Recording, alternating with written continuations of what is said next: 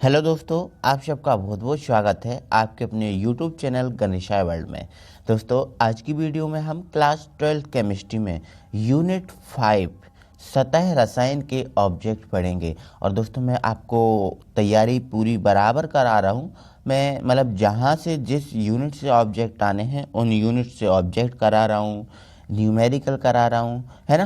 तो दोस्तों, मुझे यूनिट 4 के न्यूमेरिकल यूनिट 3 के न्यूमेरिकल भी मुझे कराने हैं, तो वो भी मैं कराऊंगा। यूनिट 4 के भी मैं न्यूमेरिकल कराऊंगा, तो बिल्कुल कराऊंगा। तो दोस्तों, मैं जितना करा रहा हूँ आप उतना बहुत अच्छे से तैयार कर लीजिए, क्योंकि ये अगर हम बात करें तो ये मोस्ट इम्पॉर्टेंट चीज़ ही करा रहा हूँ। जितना आपको चाहिए एक 100 नंबर लाने के लिए, आपको केमिस्ट्री में जितना चाहिए मैं उतने उस हिसाब से तैयारी करा रहा हूँ। तो दोस्तों, आप बहुत अच्छे से पढ़िए, ठीक है, और तैयारी कीजिए। तो दोस्तों, आज हम यूनिट 5 के ऑब्जेक्ट कर रहे हैं। तो दोस्तों, हमारा आज का पहला ऑब्जेक्ट है, क्या है हमारा, आर्हीनियस सल्फाइड के कोलाइडी विलयन में। अब देखो दोस्तों, यहाँ पर इसने बोल दिया आर्हीनियस सल्फाइड की कोलाइडी विलयन में, मतलब ये कोलाइडी विलयन है। बस आर्हीनियस सल्फाइड का हो या किसी और का हो, बस ये कोलाइडी विलयन है। बस आपको इतना पकड़ना है, ठीक है। कोलाइडी विलयन को निम्न के द्वारा कोएगुलेट किया जाता। अब ये कोएगुलेट क्या है? तो दोस्तों, कोएगुलेट कुछ नहीं है, ये स्कंदन है। क्या है? स्कंदन। स्कंदन का जो इंग्लिश नाम है वो है कोएगुलेट, ठीक है। तो कोलाइडी विलयन को निम्न के द्वारा स्कंदित किया जाता है। तो हमें तो पता है दोस्तों, विद्युत अपघट्ट के द्वारा स्कंदित किया जाता है कोलाइडी विलयन में। यदि कोलाइडी विलयन में हम विद्युत अपघट्ट डाल देते हैं तो वो स्कंदित हो जाता है, उसका क्या हो जाता है, अपक्षेपण हो जाता है। स्कंदन को और क्या बोलते हैं? अपक्षेपण बोलते हैं, है ना। तो कोलाइडी विलयन में क्या डालने पर, विद्युत अपघट्ट डालने पर उसका अपक्षेपण हो जाता है, ठीक है। तो आपका देखो ऑप्शन देखना है आपको। देखो, पहला है विद्युत अपघट्ट डालकर, दूसरा है विद्युत अनअपघट्ट डालकर, तो बिल्कुल भी सही नहीं होगा। विलयन की कुछ दिन छोड़कर ये भी नहीं हो सकता, और ठोस AH2H3 को डालकर ये भी नहीं हो सकता, ठीक है। तो हमने क्या बोला, विद्युत अपघट्ट डालकर। तो आपका सही आंसर क्या होगा, विद्युत अपघट्ट डालकर कोएगुलेट किया जा सकता है, मतलब उसका स्कंदन या अपक्षेपण किया जाता है, ठीक है। नेक्स्ट, अगला ऑब्जेक्ट है हमारा, तुरंत अपक्षेपित फेरिक हाइड्रोक्साइड पर, मतलब एक अपक्षेपित फेरिक हाइड्रोक्साइड है ना। जो फेरिक हाइड्रोक्साइड का पहले कोलाइडी विलयन था, अब वो अपक्षेपित हो गया, और अपक्षेपित कोलाइडी विलयन पर तनु HCl की कुछ बूंदें डालने पर लाल रंग का कोलाइडी विलयन बनता है। मतलब अपक्षेपित जो पदार्थ है उसको हमने किस में चेंज किया, इसमें कोलाइडी विलयन में, ठीक है। यहाँ पर हमने क्या किया था, कोलाइडी विलयन का अपक्षेपण किया था या स्कंदन किया था, और यहाँ पर हम क्या कर रहे हैं, अपक्षेपित कोलाइडी विलयन का क्या कर रहे हैं हम, अपक्षेपित पदार्थ से हम क्या बना रहे हैं, कोलाइडी विलयन बना रहे हैं, ठीक है। तो दोस्तों, आपको पता ही है, अपक्षेपित पदार्थ से कोलाइडी विलयन बनाना क्या कहलाता है, पेप्टीकरण कहलाता है। क्या कहलाता है, पेप्टीकरण। तो यहाँ से हमारा दोस्तों इसका जो आंसर होगा वो क्या होगा, पेप्टीकरण होगा, ठीक है। चलो, अगला हमारा ऑब्जेक्ट है, रक्षीकोलाइड। रक्षीकोलाइड की तरह कार्य करने वाला सॉल है, मतलब यहाँ पर ऐसा कौन सा सॉल है जो रक्षीकोलाइड की तरह कार्य करता है। तो दोस्तों, रक्षीकोलाइड की तरह कार्य करने वाला जो सॉल है हमारा, वो जिलेटिन है। सॉल क्या होता है, सॉल कुछ नहीं होता, सॉल एक कोलाइडी विलयन है, समझ रहे हैं ना। अगर कभी भी आ गया सॉल, मतलब सॉल क्या है, कोलाइडी विलयन, ठीक है। तो जिलेटिन है ना, वो रक्षीकोलाइड की तरह कार्य करता है, ठीक है। आपको बहुत अच्छे से ध्यान रखना है, अच्छा इंपॉर्टेंट क्वेश्चन है, ठीक है। चलो आगे बढ़ते हैं दोस्तों। अगला हमारा ऑब्जेक्ट देखते हैं, इसको थोड़ा सा हम बड़ा कर लें ताकि आपको देखने में कोई प्रॉब्लम ना हो, ठीक है। चलो, अगला हमारा ऑब्जेक्ट है मेरे भाई, सक्रिय चारकोल में एसिटिक अम्ल की अधिशोषण प्रक्रिया में एसिटिक अम्ल है। अब देखो, उसने बोला है सक्रिय चारकोल है, इस सक्रिय चारकोल में एसिटिक अम्ल की अधिशोषण, मतलब एसिटिक अम्ल का जो है ना वो अधिशोषण हो रहा है। क्या हो रहा है, अधिशोषण हो रहा है, ठीक है। अब अधिशोषण हो रहा है मतलब ये क्या है, मतलब क्या है, ये अधिशोष है ना।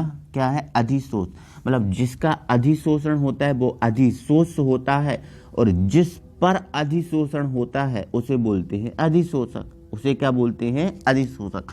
जैसे हमारा ये फॉर्म का टुकड़ा है, ये फॉर्म का टुकड़ा है, इस फॉर्म के टुकड़े को यदि हम जल में डाल दें, क्या डाल दें, इसको एक जल में डाल दें, तो ये फॉर्म का टुकड़ा क्या होगा, जल को अवशोषित कर लेगा।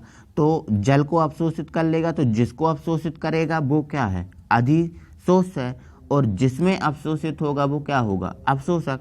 तो यहाँ पर फॉर्म का टुकड़ा अवशोषित कर रहा है ना, अधिशोषित कर रहा है, तो ये होगा अधिशोषक और ये जल होगा अधिशोष। ठीक है, अब इसी प्रकार से इसको समझो, एसिटिक अम्ल का अधिशोषण हो रहा है, तो एसिटिक अम्ल क्या है, अधिशोष है।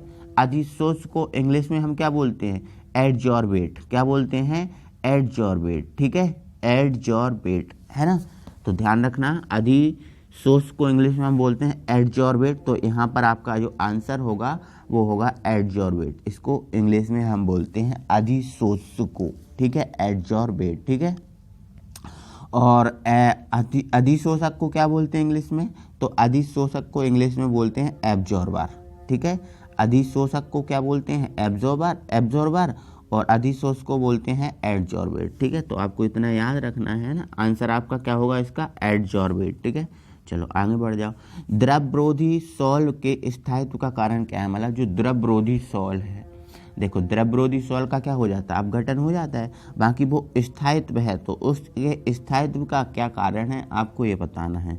ठीक है, तो उसके स्थायित्व का, द्रवरोधी सॉल्व के स्थायित्व का कारण है विद्युत आवेश। मेन क्या है, विद्युत आवेश है इसमें। ठीक है, मेन क्या है इसमें, विद्युत आवेश है, बाकी ब्राउनी गति भी इसमें आता है। बाकी अच्छा जो आंसर है वो तो आपका क्या है, विद्युत आवेश। ठीक है, बाकी ब्राउनी गति भी आता है, तो इसका जो आंसर होगा ब्राउनी गति तथा विद्युत आवेश। ठीक है, बिल्कुल सही आंसर है। चलो आगे बढ़ते हैं दोस्तों। AS2S3 मतलब आर्सेनिक सल्फाइड क्लोराइड विलयन को स्कंदित करने में निम्नलिखित में से किसका स्कंदन मान न्यूनतम होगा, है ना। अब दोस्तों किसका स्कंदन मान न्यूनतम होगा, अब इसने हमसे ये पूछा न्यूनतम किसका होगा।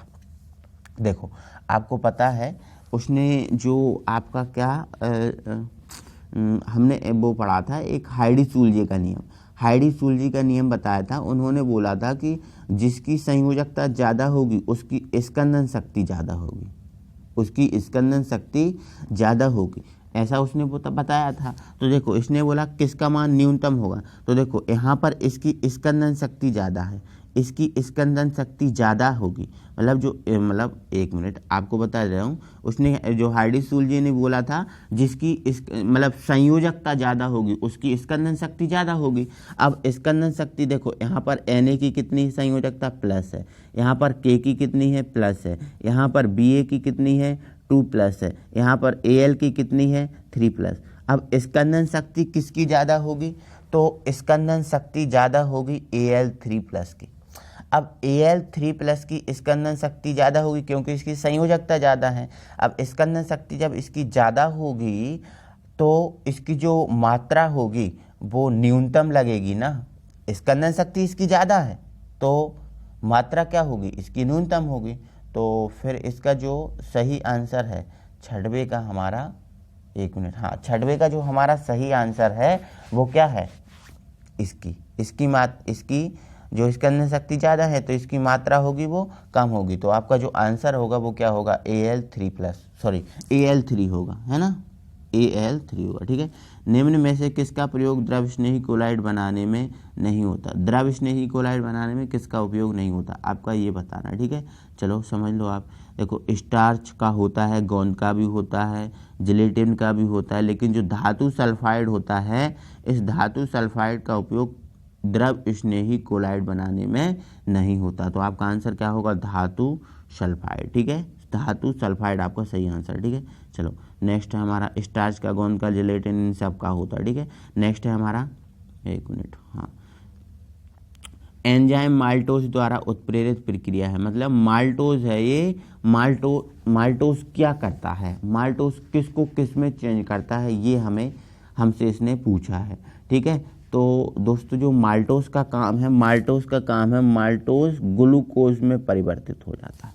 है ना। हमने देखा है जो शक्कर होती है ग्लूकोज और फ्रैक्टोज में चेंज होती है, लेकिन मेरे भाई जो माल्टोज होता है, माल्टोज केवल ग्लूकोज में चेंज होता है ना, इतना याद रखना, ठीक है। नेक्स्ट है अधिशोषण क्रिया है।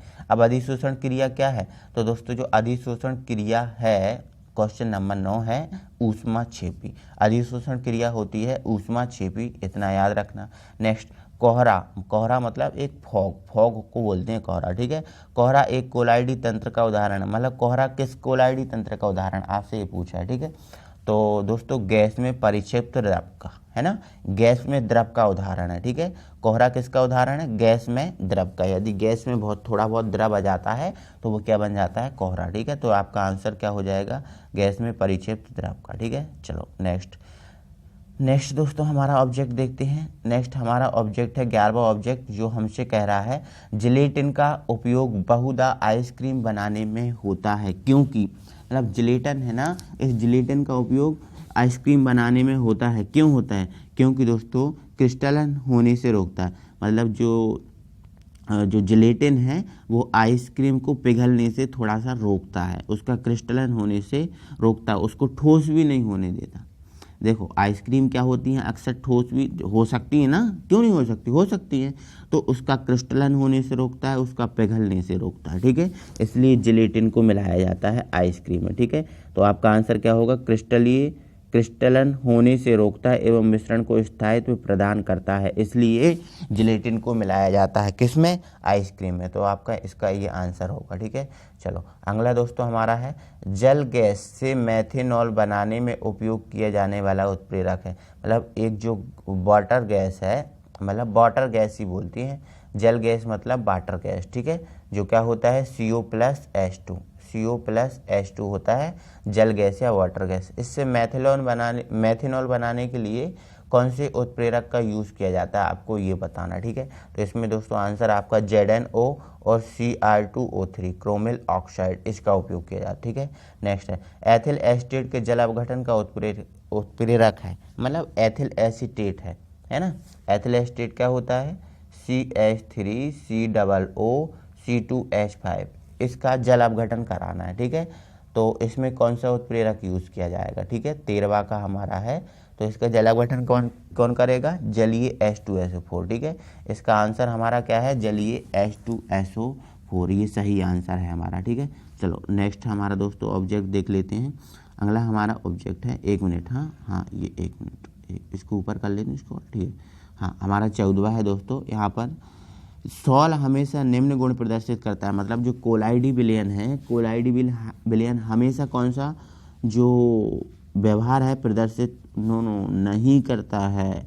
सॉल हमेशा निम्न गुण प्रदर्शित नहीं करते, है ना। तो सॉल हमेशा पैरामैग्नेटिज्म मतलब चुंबकीय गुण जो है ना वो प्रदर्शित नहीं करते, ठीक है। तो आंसर आपका क्या हो जाएगा, पैरामैग्नेटिज्म, ठीक है। चलो अगला है हमारा अभिक्रिया SO2O2, यहाँ पर प्लेटिनम उत्प्रेरक है, AH2O3 भी है, उत्प्रेरक वर्धक है ना, या उत्प्रेरक बेस है, ठीक है। तो क्या है ये बताना है आपको, ठीक है। SO3 में मतलब AH2O3 है, मतलब जो AH2O3 है आपको पता ही है, ऊपर उत्प्रेरक लिखा जाता है और नीचे जो लिखा जाता है वो उत्प्रेरक विष या वर्धक लिखा जाता है, ठीक है। तो यहाँ पर ये क्या है, आपको ये आंसर में सही देना है, ठीक है। तो दोस्तों ये जो AH2O3 है उत्प्रेरक विष है, क्या है ये, उत्प्रेरक विष। तो आपको इसको याद रखना है, ठीक है। 1 मिनट दोस्तों थोड़ा सा, हाँ तो ये क्या है, उत्प्रेरक विष है। आपका जो सही आंसर है वो क्या है, उत्प्रेरक विष है, ठीक है।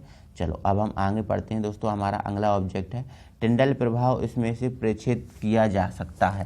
टिंडल प्रभाव किसमें प्रेक्षित किया जाता है, विलयन में, विलायक में, अपक्षेप में या कोलाइडी विलयन में। तो दोस्तों आपको तो पता ही है ना, टिंडल प्रभाव केवल कोलाइडी विलयनों में होता है। तो आपका जो सही आंसर होगा वो क्या होगा, कोलाइडी विलयन होगा, ठीक है। रासायनिक रूप से अर्धपारगम झिल्ली है, मतलब रासायनिक रूप से जो अर्धपारगम झिल्ली होती है वो क्या होती है। तो दोस्तों अर्धपारगम झिल्ली होती है कॉपर फेरोसाइनाइड। तो आपका आंसर क्या हो जाएगा, कॉपर फेरोसाइनाइड, ठीक है।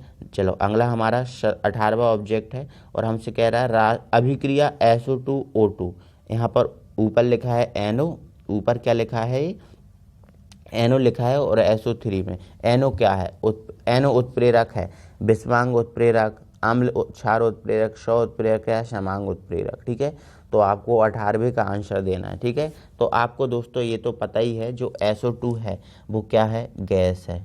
ठीक है, O2 भी क्या है, गैस है, और जो NO है वो भी क्या है, गैस है। तो दोस्तों एक चीज़ तो मैंने आपको बता के रखी है, यदि अभिकारक और उत्प्रेरक की अवस्था समान है तो उसे हम समांगी उत्प्रेरक कहते हैं। ठीक है, तो यहाँ पर उत्प्रेरक, ये उत्प्रेरक और अभिकारक की अवस्था समान है, मतलब ये समांगी उत्प्रेरक है। ठीक है, और यदि असमान होती तो उसे क्या बोलते हैं हम, विषमांगी उत्प्रेरक। समझ रहे हैं ना, तो यहाँ पर जो आंसर है उसका वो समांगी उत्प्रेरक। ठीक है, नेक्स्ट है हमारा हार्डी-सूल्जे नियम संबंधित है। हार्डी-सूल्जे जो नियम है मेरे भाई वो किससे संबंधित है ये आपको बताना है। ठीक है, तो आपको तो पता ही है ना, स्कंदन से संबंधित है हार्डी-सूल्जे नियम। ठीक है, तो आपका आंसर क्या हो जाएगा सही, स्कंदन। ठीक है, चलो ओके, आई होप कि आपको दोस्तों ये बहुत अच्छे से क्लियर हो गए होंगे, समझ में आ गए होंगे। ठीक है, चलो अब हम दोस्तों रिक्त स्थान देखते हैं, है ना। अब हम रिक्त स्थानों में पूर्ति करेंगे। ठीक है, चलो जल्दी जल्दी करेंगे, है ना। भौतिक अधिशोषण की दर ताप बढ़ाने के साथ घटती है। ठीक है, जो भौतिक अधिशोषण होता है इसकी जो दर होती है, ताप जैसे ही बढ़ता है तो इसकी दर क्या होती है, घट जाती है। तो ठीक है, तो यहाँ पर क्या लिखने हैं आप, घट जाती है। ठीक है, नेक्स्ट AH2H3 के सॉल के कणों में, मतलब जो आर्सेनिक सल्फाइड के जो कोलाइडी विलयन है इसके कणों में खाली स्थान होता है। क्या होता है, देखो आर्सेनिक सल्फाइड के सॉल के कणों में ऋणावेश होता है। क्या होता है, ऋणावेश होता है। आप हिंदी में लिख देना, ऋणावेश होता है। ठीक है, नेक्स्ट H2O2 के अपघटन में खाली स्थान ऋणात्मक उत्प्रेरक का कार्य करता है। ठीक है, जो H2O2 है इसके अपघटन में कौन ऋणात्मक उत्प्रेरक का कार्य करता है, तो आप बता देना मेरे भाई, H3PO4, H3PO4 फास्फोरिक अम्ल है। ठीक है, तो यहाँ पर H2O2 के अपघटन में H3PO4 फास्फोरिक अम्ल ऋणात्मक उत्प्रेरक का कार्य करता है। नेक्स्ट हमारा ऑब्जेक्ट है संपर्क विधि द्वारा H2SO4 के निर्माण में खाली स्थान प्लेटिनम उत्प्रेरक के लिए खाली स्थान का कार्य करता है। ठीक है, तो इसमें बोला है इसने, है ना, फोर्थ है आपका संपर्क विधि द्वारा H2SO4 के निर्माण में AS2O3 प्लेटिनम उत्प्रेरक के लिए उत्प्रेरक विष का कार्य करता है। ठीक है, ध्यान रखना, एक बार फिर से बोल रहा हूँ, संपर्क विधि द्वारा H2SO4 के निर्माण में AS2O3 प्लेटिनम उत्प्रेरक के लिए उत्प्रेरक विष का कार्य करता है। यहाँ उत्प्रेरक विष आएगा। ठीक है, चलो नेक्स्ट हमारा देखते हैं पांचवा, KMnO4 द्वारा ऑक्जेलिक अम्ल का ऑक्सीकरण। KMnO4 है, इस KMnO4 के द्वारा ऑक्जेलिक अम्ल का जो ऑक्सीकरण खाली स्थान का उदाहरण है, किसका उदाहरण है बोलो, तो 100 उत्प्रेरण का उदाहरण है। किसका है, यहाँ पर 100 उत्प्रेरण आप लिख लेना। ठीक है, नेक्स्ट है जैविक उत्प्रेरक आवश्यक रूप से खाली स्थान होते हैं।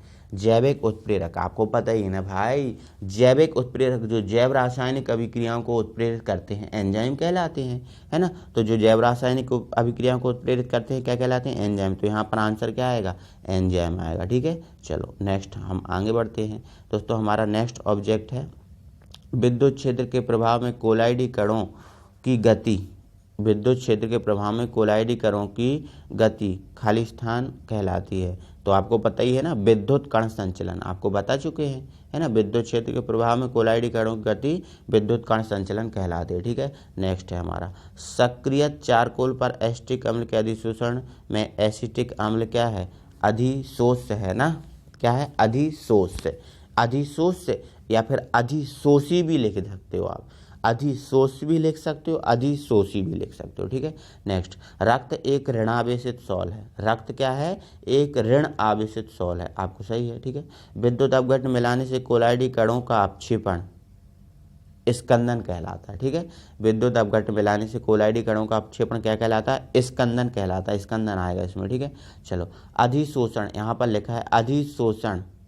ठीक है, अधिशोषण यहाँ पर आंसर देना है पृष्ठीय क्रिया है ना। अधिशोषण जो होता है पृष्ठ पर होता है ना, केवल अधिशोषण पृष्ठीय क्रिया है ना, सतह वाली क्रिया है। ठीक है, और अधिशोषण क्या हो गया, एक पृष्ठीय क्रिया है। ठीक है, चलो ठीक है, अगला है हमारा हार्डी-सूल्जे नियम के अनुसार आयनों की स्कंदन क्षमता आयनों की खाली स्थान पर निर्भर करती है, आयनों की संयोजकता पर निर्भर करती है ना, या फिर आयनों के आवेश पर निर्भर करती है। ठीक है, आयनों के आवेश पर निर्भर करती है, आयनों की संयोजकता पर निर्भर करती है, दोनों में से कोई एक लिखना। ठीक है, चलो अगला हमारा ऑब्जेक्ट है दूध एक पायस है ना, यहाँ पर क्या लिख लेना है, पायस है। ठीक है, तो दूध क्या है, एक पायस है। अगला है हमारा कोलाइडी कणों की टेढ़ी मेढ़ी गति ब्राउनी गति कहलाती है। क्या कहलाती है, ब्राउनी गति।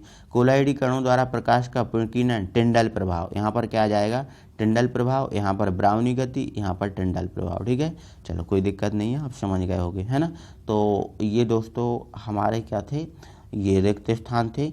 अब हम कुछ एक शब्द में आंसर पे पहुंच जाते हैं, जल्दी जल्दी इनको भी कंप्लीट कर लेते हैं। ठीक है, हमारा काम खत्म। ठीक है, चलो क्या होता है जब गोल्ड के कोलाइडी विलयन में जिलेटिन मिलाया जाता है, मतलब जो गोल्ड है, सोना है, इस सोना के कोलाइडी विलयन में जब जिलेटिन मिलाते हैं तो क्या बनता है, रक्षी कोलाइड बनता है। ठीक है, तो आपका आंसर क्या हो जाएगा, रक्षी कोलाइड। ठीक है, रक्षी कोलाइड, या फिर आप रक्षण भी अकेला लिख सकते हो। ठीक है, चलो नेक्स्ट। वे पदार्थ जो उत्प्रेरक के उत्प्रेरण शक्ति को बढ़ा देते हैं लेकिन स्वयं उत्प्रेरक का कार्य नहीं करते, वे कहलाते हैं उत्प्रेरक वर्धक, कहलाते हैं उत्प्रेरक वर्धक। ठीक है, और वे पदार्थ जो उत्प्रेरक के उत्प्रेरण शक्ति को घटा देते हैं, उत्प्रेरक विष कहलाते, जो बढ़ा देते हैं उत्प्रेरक वर्धक, घटा देते हैं उत्प्रेरक विष। ठीक है, नेक्स्ट। किसी पायस का अपने अवयवी द्रवों में विघटित हो जाना कहलाता है, मतलब किसी पायस का मतलब क्या, कोलाइडी विलयन का ही होगा, है ना। अब चलो पायस बोला तो पायस ले लो। ठीक है, किसी पायस का अपने अवयवी द्रवों में विघटित हो जाना, ठीक है, क्या कहलाता है, विपायसीकरण। ठीक है, पायस का अपने अवयवी द्रवों में विघटित होना क्या कहलाता है, विपायसीकरण, आपका सही होगा। तेलों के हाइड्रोजनीकरण में प्रयुक्त किए जाने वाले उत्प्रेरक का नाम तो आपको पता ही है ना, निकेल है। क्या है, निकेल है। ठीक है, नेक्स्ट। H2O2 के अपघटन में फास्फोरिक अम्ल किस प्रकार के उत्प्रेरक का कार्य करता है, अब बता दो भाई, फास्फोरस अम्ल किस प्रकार के उत्प्रेरक का काम करता है, तो आपको पता ही है, उत्प्रेरक विष का कार्य करता है ना, उत्प्रेरक विष का काम करता है ना। H2O2 के अपघटन में फास्फोरिक अम्ल किस प्रकार के उत्प्रेरक का कार्य करता है, तो उत्प्रेरक विष, उत्प्रेरक विष, या फिर आप लिख सकते हो ऋणात्मक उत्प्रेरक का। ठीक है, ऋणात्मक उत्प्रेरक या उत्प्रेरक विष का, दोनों में से कोई एक लिख सकते हो। ठीक है, नेक्स्ट हमारा छठवां, ओके, इसको स्क्रॉल कर लें ऊपर, पहले छठवां है ना, ग्लूकोज में एल्कोहल ग्लूकोज को अल्कोहल में बदलने के लिए प्रयुक्त किए जाने वाले उत्प्रेरक का नाम लिखिए। एंजाइम, देखो एंजाइम आएगा क्योंकि ग्लूकोज को अल्कोहल में कौन, एंजाइम बदलता है। ठीक है, बाकी इसने उत्प्रेरक लिखा है तो आपको पता ही है एंजाइम भी उत्प्रेरक का कार्य करता है। ठीक है, तो इसका जो आंसर रहेगा वो होगा जाइमेस। क्या होगा, जाइमेस। ग्लूकोज को अल्कोहल में कौन चेंज करता है, जाइमेस। और शक्कर को ग्लूकोज में चेंज कौन करता है, इनवर्टेज। ठीक है, तो आपको याद रखना है। ठीक है, और शक्कर का अपघटन होता है तो क्या बनता है, ग्लूकोज और फ्रक्टोज। माल्टोज का होता है तो केवल ग्लूकोज। ठीक है, नेक्स्ट हमारा सातवां, Na+Ba2+Al3+N4+, आयनों में किसकी स्कंदन शक्ति सर्वाधिक होगी, है ना। अब हमारा ये सातवां है और ये पूछ रहा है किसकी स्कंदन शक्ति सर्वाधिक होगी, तो हमारा आंसर क्या हो जाएगा, Sn4+, है ना। Sn4+ है, इसकी स्कंदन शक्ति सबसे अधिक होगी, है ना, क्योंकि जिस पर आवेश सबसे अधिक उसकी स्कंदन शक्ति सबसे अधिक। ठीक है, नेक्स्ट। Cl2 गैस मास का उपयोग किस सिद्धांत पर आधारित है, मतलब जो Cl2 मतलब क्लोरीन गैस मास का उपयोग है ना, वो किस सिद्धांत पर आधारित है, तो वो आपको आंसर लिख देना अधिशोषण। किस पर है, अधिशोषण, क्योंकि गैस मास्क जो अधिशोषण है, इस अधिशोषण का ही उपयोग केवल गैस मास्क में किया जाता है। ठीक है, तो आपका इसमें आंसर क्या हो जाएगा, अधिशोषण। ठीक है, नेक्स्ट है, जल में उपस्थित निलंबित एवं कोलाइडी अशुद्धियों को हटाने के लिए मिलाए जाने वाले स्कंदनकारी पदार्थ को क्या कहते हैं। ठीक है, जल में कोई अशुद्धि है उनको दूर करना है तो कौन से पदार्थ को हम मिलाएंगे, तो भाई आपको पता तो है, अब मैं क्या बताऊँ, फिटकरी, है ना, क्योंकि जल को शुद्ध करना है तो फिटकरी मिलाएंगे ना, फिटकरी से उसका क्या हो जाएगा, उसका स्कंदन हो जाएगा, तो फिर हमारा सही होगा ना, तो क्या मिलाओगे आप, फिटकरी मिलाओगे। ठीक है, साबुन की प्रक्षालन क्रिया किस सिद्धांत पर आधारित है ना, जो साबुन है मेरे भाई, इस साबुन की जो प्रक्षालन क्रिया है वो किस सिद्धांत पर आधारित है, तो आपका आंसर क्या होगा, पायसीकरण। ठीक है, तो आपको ध्यान रखना है क्या है, पायसीकरण। ठीक है। साबुन की जो प्रक्षालन क्रिया कौन सिद्धांत पर आधारित है, पायसीकरण पर आधारित, ठीक है। नेक्स्ट है उत्प्रेरक शब्द का प्रथम बार प्रयोग किसने किया था। उत्प्रेरक जो शब्द है इसका प्रथम बार प्रयोग किसने किया था, बर्जीलियस ने, है ना, बर्जीलियस ने, ठीक है। नेक्स्ट कोलाइडी कणों का आकार होता है, तो दोस्तों कोलाइडी कणों का जो आकार होता है वो सेंटीमीटर में अलग होता है, मीटर में अलग होता है, ठीक है, मैं बता दे रहा हूँ, ठीक है दोस्तों। ये सेंटीमीटर में होता है 10⁻⁵ सेंटीमीटर से 10⁻⁷ सेंटीमीटर, है ना, और मीटर में होता है 10⁻⁷ मीटर से 10⁻⁹ मीटर, ठीक है। ये आपका आंसर होगा, ठीक है। क्योंकि दोस्तों सेंटीमीटर को यदि हमें मीटर में चेंज करना है, ठीक है, तो आपको क्या करना होगा, 100 से भाग देना होगा, तो ये 10⁻⁷ हो जाएगा, ठीक है, और ये 10⁻⁹ हो जाएगा। तो ये कोलाइडी कणों का आकार है, ठीक है। नेक्स्ट है KMnO4 द्वारा ऑक्जेलिक अम्ल के ऑक्सीकरण में प्रयुक्त उत्प्रेरक की प्रकृति। यार अभी तो हमने बताया था, अभी तो आपको आंसर याद भी होगा, क्या बोला था, बोलो, शव उत्प्रेरक का बोला था ना, क्या बोला था, शव उत्प्रेरक, ठीक है। नेक्स्ट है हमारा उत्प्रेरक, 1 मिनट, हाँ, उत्प्रेरक विष का एक उदाहरण दीजिए। उत्प्रेरक जो विष है इसका एक उदाहरण दे दो आप, जल्दी से दे दो, है ना।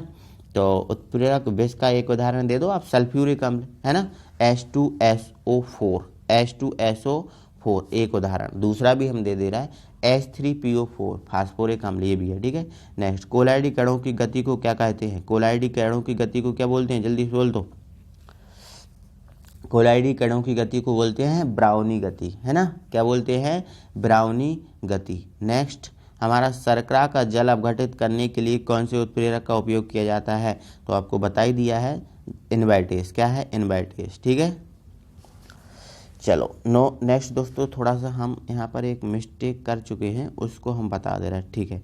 उत्प्रेरक विष का उदाहरण है, तो उत्प्रेरक विष का उदाहरण है दोस्तों, हमने सल्फ्यूरिक अम्ल बताया था जो कि गलत है, लेकिन उत्प्रेरक विष का उदाहरण क्या है, H3PO4 जो हमने बताया था वो बिल्कुल सही है, कोई दिक्कत नहीं है, ठीक है। H3PO4 और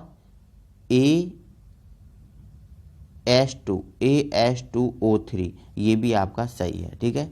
चलो नेक्स्ट, तो दोस्तों आई होप कि आपको ये समझ में आ ही गया होगा, कोई दिक्कत नहीं होगा, ठीक है। तो दोस्तों वीडियो अच्छा लगा है तो प्लीज़ वीडियो को लाइक कीजिए, शेयर कीजिए, और अभी तक आपने हमारे चैनल को सब्सक्राइब नहीं किया है तो प्लीज़ चैनल को सब्सक्राइब करके बेल आइकन को जरूर और कर लीजिए। अगली वीडियो में फिर आपसे मिलते हैं, तब तक के लिए थैंक यू वेरी मच।